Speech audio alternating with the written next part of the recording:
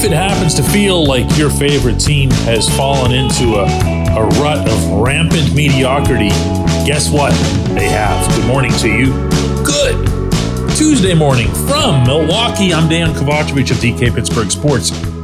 This is Daily Shot of Pirates. It comes your way bright and early every weekday. If you're into football and or hockey, I also offer daily shots of Steelers and Penguins in the same place that you found this. Pirates 8, Mets 2 yesterday at PNC Park. The Pirates are here in Wisconsin to play the Brewers, of course. That's a 3-game set that begins tonight with fill in the blank starting for the Pirates. I'm presuming it's Quinn Priester coming up from Indianapolis, kind of his turn to pitch anyway. The Pirates obviously need arms. The Pirates really need to get on some kind of a roll. And I don't mean a little roll, I mean a significant roll. The 4 games with the Mets over the weekend, they took 2. New York took 2. You know how this goes. They played the Cardinals. That was a huge series as well. They took 1. St. Louis took 2. Came out of Atlanta. They took 1. The Braves took 2. Listen to this. It's astounding. This is a little bit of research that was done by a site called OptaStats that determined that these Pirates are, where did I put this? I want to make sure I get it right. Yeah, here it is. They're the second team in Major League Baseball history to not have a single winning or losing streak of 3 or more games over a span of 50 or more regular season games. I know. It felt weird, didn't it? The only other time it happened was with the Braves. They pulled this off in 55 straight games. Not that this is some big feat or whatever, just pointed out here that their run was 55 between the 2021 and 22 seasons. Now, theirs is spread over 2 years. We are witnessing a literal phenomenon of mediocrity. That's what this is. They can't get anything going, but then they also don't ever really fall apart. Why? I mean, I would posit that it's because of the starting pitching, just like the kind that Mitch Keller delivered yesterday, or what Paul Skeens brings you, or what Jared Jones was bringing you. Martin Perez has come through. Bailey Falter has come through. But the offense almost never comes through. Did yesterday. Had a nice day. Spread a lot of different things out. Made some plays in the field, too. But you can go back just in your head, just in your mind's eye, and ask yourself how many times they've had like a truly thorough performance in a game where you said afterward, yeah, that's one of those where we just did everything. It can't be more than 5 all season.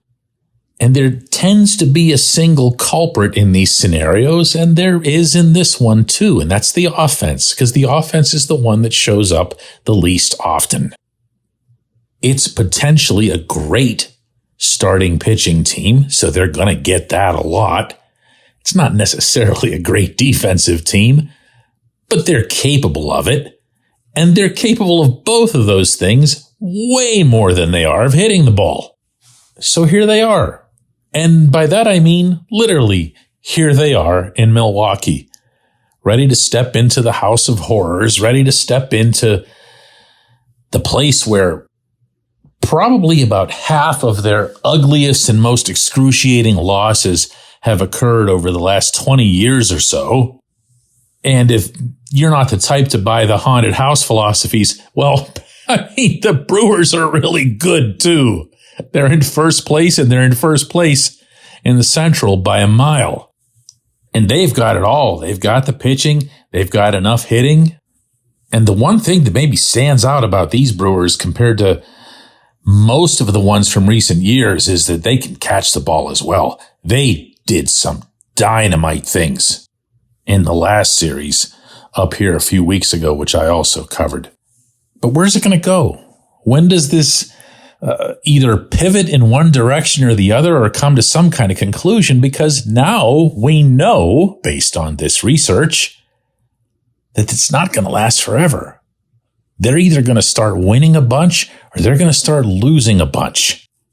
Is it going to be this week? I mean, I have a hard time seeing them taking 2 out of 3 from the Brewers. Doesn't mean they can't. I definitely have a hard time seeing them sweeping the Brewers.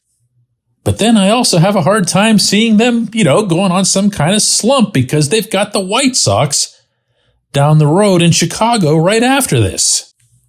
Maybe lose tonight, have a tight one tomorrow, and then Paul Skeens wins for you in the finale on Thursday, and then, you just take advantage of the White Sox, although they didn't really do that the last time they met. That was back at PNC Park. 1 out of 3 in that one. I don't know. If you feel like you haven't seen a season like this before, and I definitely felt that way, now we know we actually haven't. When we come back, J1Q. This portion of Daily Shot of Pirates is brought to you by our friends at North Shore Tavern. That's directly across Federal Street from PNC Park. It's home of Steak on a Stone, an eating experience, underscoring the word experience. The steak is brought to you partially cooked on an 800-degree stone, and you do the rest. It's a ton of fun, it's a great meal, and it's a baseball atmosphere like no other in Pittsburgh. North Shore Tavern, right across Federal Street from PNC Park.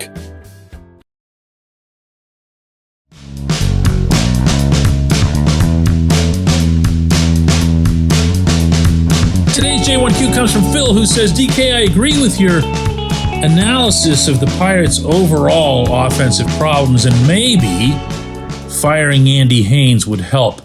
But I tire of this argument that Ben Cherington should trade pitching for a bat. First off, no team has done that yet this season. All of the hitters that have been acquired, except for Luis Arias by the Padres in May, have been waiver dudes, most of whom have worse stats than the players on the Pirates that they'd be replacing.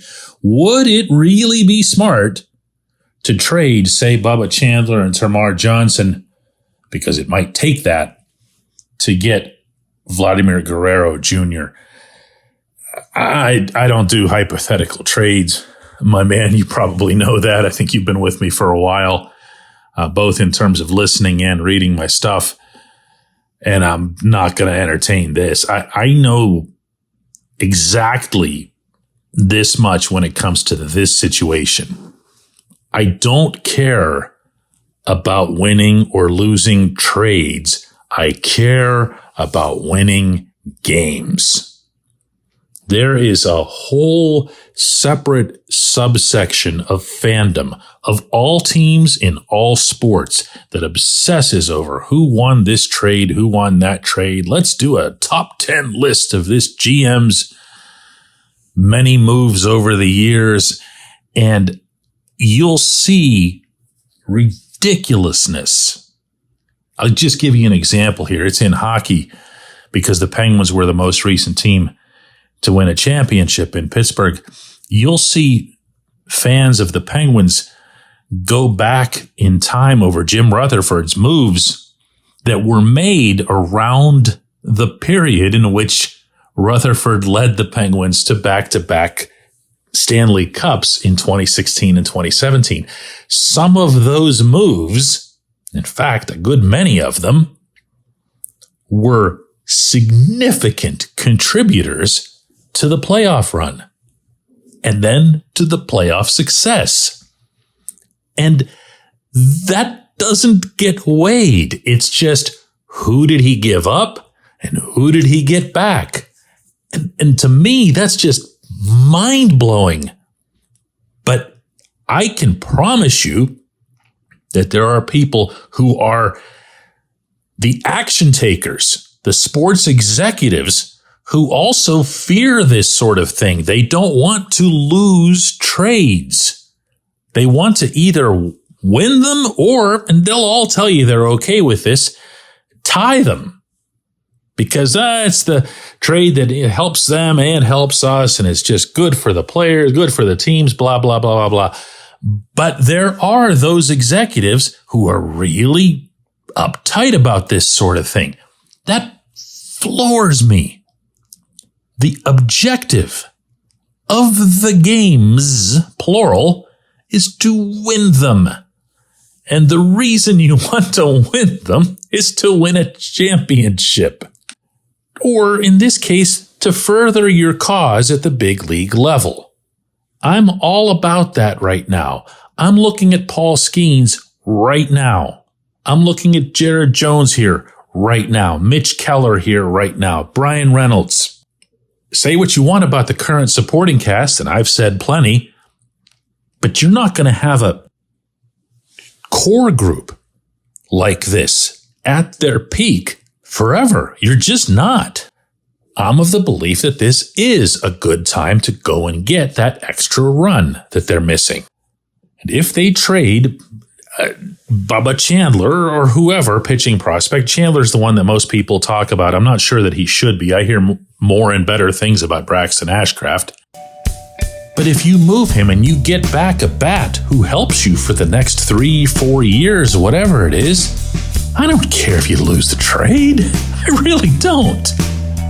But I appreciate the question. I appreciate everybody listening to Daily Shot of Pirates, and we're going to do another one of these tomorrow from here in Milwaukee.